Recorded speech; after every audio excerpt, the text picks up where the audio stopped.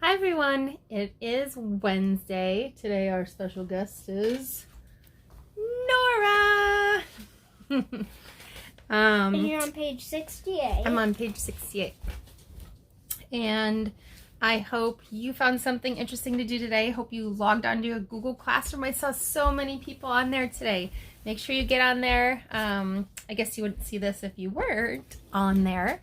So good job being on there. Nora's trying to mess with the video here. Let's see. I found my name ring. No, I couldn't find it, but I could. So, if your name is Zofia Fassbender and you comment on this video, then you get to decide what color I wear tomorrow.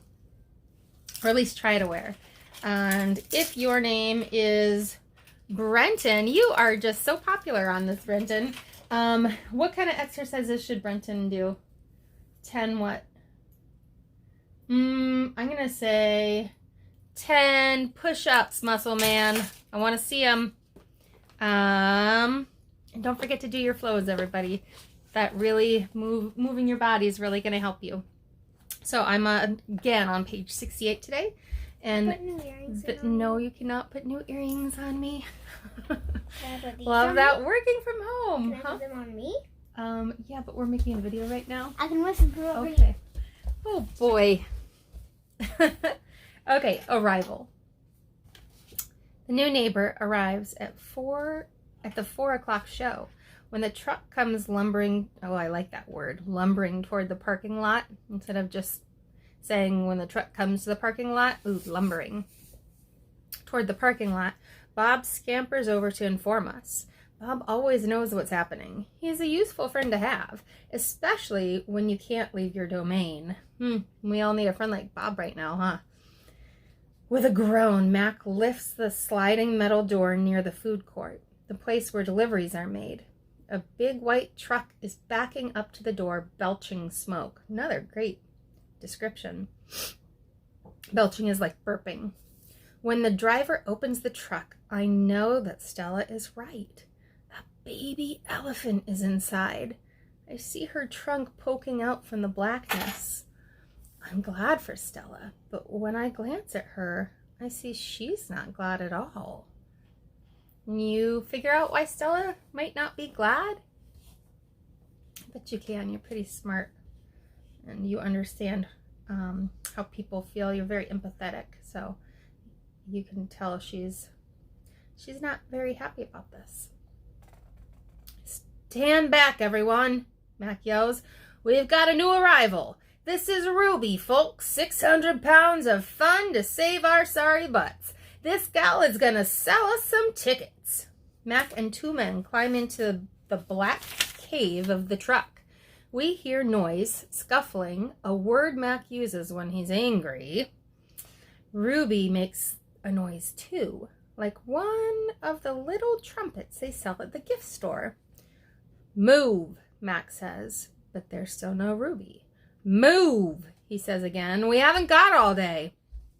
Inside her domain, Stella paces as much as she's able. The 2 steps, oh beautiful, Nora. Whoa, those are fancy. Where was I? Stella paces as much as she is able. 2 steps one way, 2 steps the other. She slaps her trunk against rusty metal bars. She grumbles. Oh, she is not happy, is she? Stella, I ask, did you hear the baby? Stella mutters something under her breath, a word she uses when she's angry. Relax, Stella, I say. It'll be okay. Ivan, Stella says, it will never be okay. And I know enough to stop talking. Stella helps. The men are still yelling. Some of the yelling is at each other, but most of it is at Ruby. We hear her scrambling, pounding, shifting. The side of the truck shudders. I'm starting to like this elephant, Bob whispers. I'm getting the big one, Mac says. Maybe she can coax the stupid brat out of the truck. Mac opens Stella's door.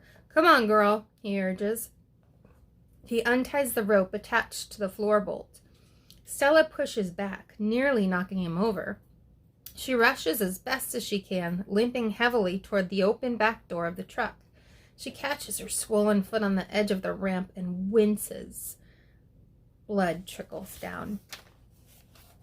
Halfway up the ramp, she pauses. The noise in the truck stops. Ruby falls silent. Slowly, Stella makes her way up the rest of the ramp. It groans under her weight. I can just picture that, can't you? And I tell her how much she's hurting. I can tell how much she's hurting by the awkward way she moves. At the top of the incline, she stops. She pokes her trunk into the emptiness. We wait. The tiny gray trunk appears again. Slyly, it reaches out, tasting the air. Stella curls her own trunk around the baby's. They make soft rumbling sounds. We wait some more. A hush falls over the entire Big Top Mall. Thud. Thud. Step, step, pause. Step, step, pause. There she is. So small she can fit underneath Stella with room to spare. Her skin sags, and she sways unsteadily as she makes her way down the ramp. Not the greatest specimen, Max says, but I got her cheap from the bankrupt circus out west. They had her shipped over from Africa. Only had her a month before they went bust. He gestures towards Ruby.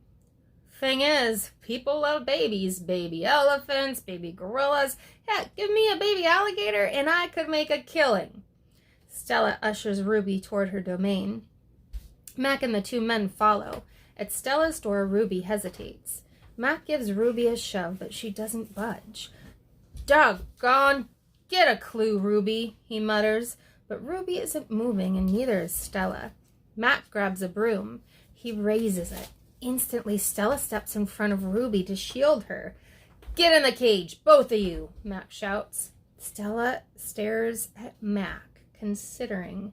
Gently but firmly using her trunk, she nudges Ruby into her domain. Only then does Stella enter. Mac slams the door shut with a clang. I see two trunks intertwined. It's kind of intertwined. I hear Stella whispering. Poor kid, says Bob. Welcome to the Exit 8 Big Top Mall and Video Arcade. Home of the one and only Ivan. Old news. When Julia comes, she sits by Stella's domain and watches the new baby. She barely talks to me. Stella doesn't talk to me either. She is too busy nuzzling Ruby. She is cute, little Ruby, with her ears flapping like palm leaves. But I am handsome and strong. Bob trots a circle around my belly before settling down in just the right spot. Give it up, Ivan, he says. Here, old news. Julia gets out a piece of paper and pencil. I can see that she's drawing Ruby. I move to the corner of my domain to pout. Bob grumbles. She doesn't like it when I disrupt his naps. Homework, Julia's father scolds. Julia sighs and puts her drawing aside. I grunt, and Julia glances in my direction. Poor Ivan, she says. I've been ignoring you, haven't I? I grunt again, a dignified, indifferent grunt.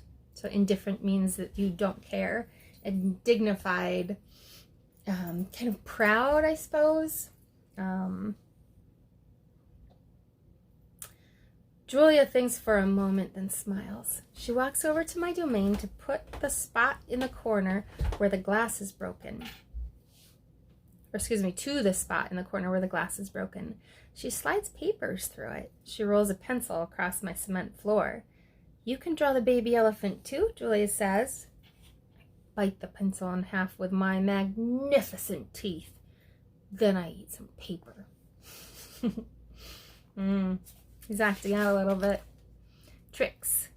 Even after Julia and her father leave, I try to keep sulking, but it's no use. Gorillas are not by nature powders. Stella, I call, is it a full moon? Did you see? Sometimes when we're lucky, we catch a glimpse of the moon through the skylight in the food court. I did, Stella says. She's whispering, and I realize that Ruby must be asleep. Is Ruby all right? I ask. She's too thin, Ivan, Stella says. Poor baby. She was in that truck for days. Mac bought her from a circus in the same way he bought me, but she hadn't been there long. She was born in the wild like us. Will she be okay? Stella doesn't answer my question. The circus trainers chained her to the floor, Ivan, all 4 of her feet, 23 hours a day. That makes me so sad. I told you this book had unhappy parts. A puzzle over why this would be a good idea. I always try to give humans the benefit of the doubt. Why would they do that? I finally ask. To break her spirit, Stella says, so she could learn to balance on a pedestal, so she could stand on her hind legs, so a dog could jump on her back while she walked in mindless circles. I hear her tired voice and think of all the tricks Stella has learned. When I awake the next morning, I see a little truck poking out between the bars of Stella's trunk, poking out between the bars of Stella's domain. Hello, says a small, clear voice. I'm Ruby. She waves her trunk. Oh. Hello, I say. I'm Ivan. Are you a monkey? Ruby asks. Certainly not. Bob's ears perk up, although his eyes stay closed. He's a gorilla, she says, and I'm a dog of uncertain heritage. Why did the dog climb onto your tummy? Ruby asks. Because it's there, Bob murmurs. Is Stella awake? I ask. Aunt Stella's asleep, Ruby says. Her foot is hurting, I think. Ruby turns her head. Her eyes are like Stella's, black and long-lashed, bottomless lakes fringed by tall grass. I love that description. When is breakfast? She asks. Soon, I say, when the mall opens and the workers come. Where? Ruby twists her head in the other direction. Where are the other elephants? It's just you and Stella, I say, and for some reason I feel like we've let her down. Are there more of you? Not, I say, at the moment. Ruby picks up a piece of hay and considers it. Hi, Molly. Hi, Noah. Do you have a mom and dad? Well, I used to.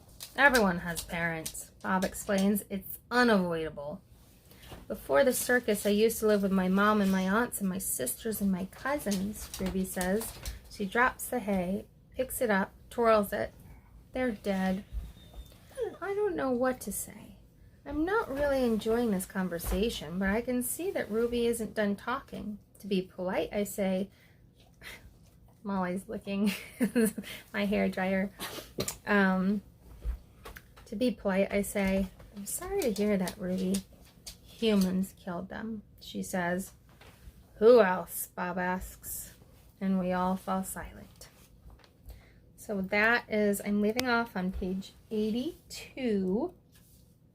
And I am hoping that you're finding, again, with the Google Classroom, lots of things to do today. Make sure you do something creative, too, if you have the ability.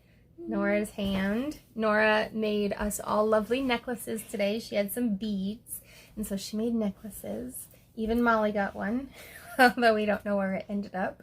It's anyone's guess. It'll be a surprise. I hope you're all doing great, and I love you a lot. So I'll talk to you later. Oh, Nora. Goodbye. Mwah.